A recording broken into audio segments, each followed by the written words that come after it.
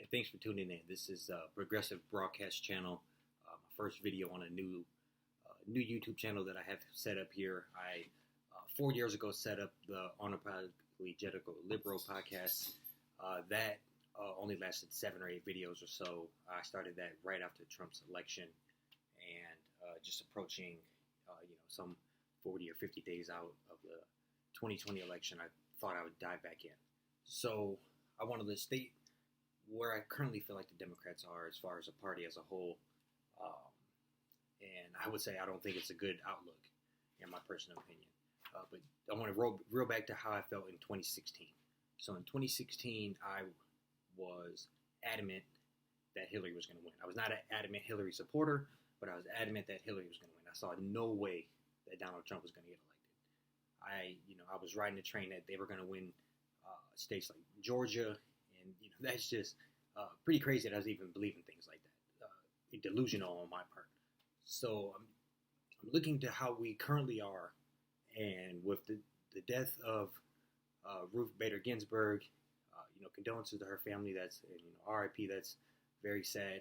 But with her passing, and with how the Supreme Court is currently looking out, I just can't see. We're fighting an uphill battle. And with Trump trying to force somebody in a very short term,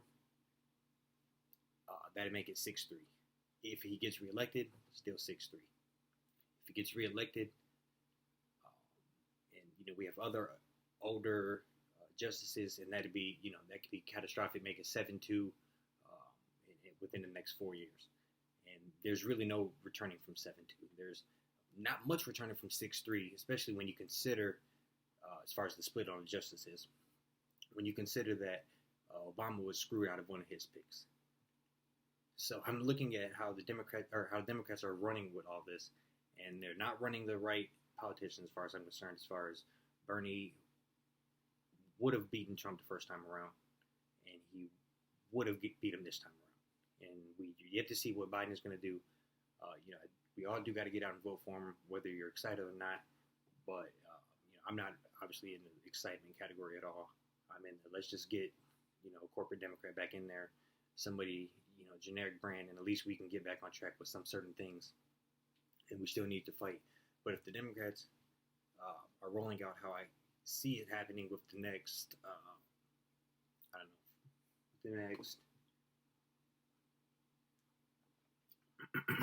pardon me, with the next 40 to 50 days here, I want to see how it's going to roll out. The first debate is around the corner. That's going to be a big determining factor to me of how I see Biden doing.